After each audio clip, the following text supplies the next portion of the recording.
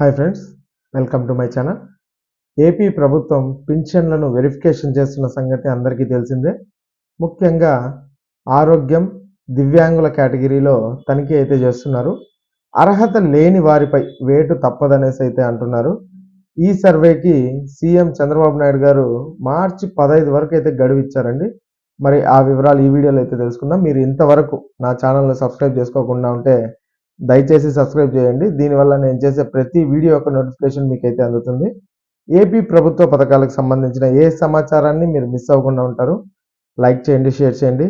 మీరు ఇచ్చే ఒక్క లైక్, మీరు చేసే సబ్స్క్రిప్షన్ మాకు ఎంతో ఎంకరేజింగ్గా ఉంటుంది. వీడియోని ఎక్కడ స్కిప్ చేయకుండా చివరి వరకు చూడండి. దీనివల్ల ఇంపార్టెంట్ పాయింట్స్ అయితే మిస్ అవ్వకుండా ఉంటారు. ఇక ఆలస్యం చేయకుండా వీడియోలోకి అయితే వెళ్ళిపోదాం. ఆంధ్రప్రదేశ్ ప్రభుత్వం కీలక నిర్ణయం అయితే తీసుకుంది. రాష్ట్ర వ్యాప్తంగా దివ్యాంగుల పెన్షన్ల వెరిఫికేషన్ ఎంతో పారదర్శకంగా జరుగుతోందని మంత్రి కొండపల్లి శ్రీనివాస్ అయితే వివరించారు. రాష్ట్ర వ్యాప్తంగా 8 లక్షల దివ్యాంగుల పెన్షన్లు ఉండగా ఇప్పటి వరకు 1,20,000 మందిని పెన్షన్ల వెరిఫికేషన్ అయితే పూర్తయినట్లు తెలిపారు. గతంలో ఉన్న నిబంధనల ప్రకారమే వెరిఫికేషన్ జరుగుతోందని, అర్హులైన ఏ ఒక్కరికి అన్యాయం జరగదనేసి మరి మంత్రి అయితే చెప్పారండి. రాష్ట్రంలో ఇప్పటికే ప్రతి నెల పెన్షన్ లబ్ధిదారుల సంఖ్య తగ్గుతోందన్న విమర్శలు కూడా వస్తున్నాయి. మరోవైపు గత ప్రభుత్వంలో అర్హత లేని వారికి ఇచ్చిన పెన్షన్లను తనిఖీ చేసి తొలగిస్తున్నట్లయితే చెప్తోంది. అయినా కూడా విమర్శలు మాత్రం ఆగడం లేదు.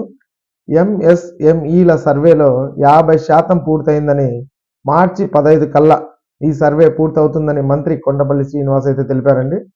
అక్రమంగా పెన్షన్లు తొలగిస్తున్నట్లు విమర్శలు రావడంపై మంత్రి స్పందించారు. ఒక్క జోన్లోని వైద్యులు మరో జోన్లో తనిఖీలు ఎంత పారదర్శకంగా జరుగుతుంది అనేసి అయితే చెప్తున్నారు. రాష్ట్రంలో పెన్షన్ల లబ్ధిదారులపై జరుగుతున్న ఈ తనిఖీలపై మంత్రి క్లారిటీ సంగతి ఎలా ఉన్నా వారిలో మాత్రం ఆందోళన అంతకంతకు పెరుగుతోంది. ముఖ్యంగా ప్రతి నెల పెన్షన్ల సంఖ్య తగ్గిపోతుండటంతో వారిలో ఆందోళన నింపుతోంది.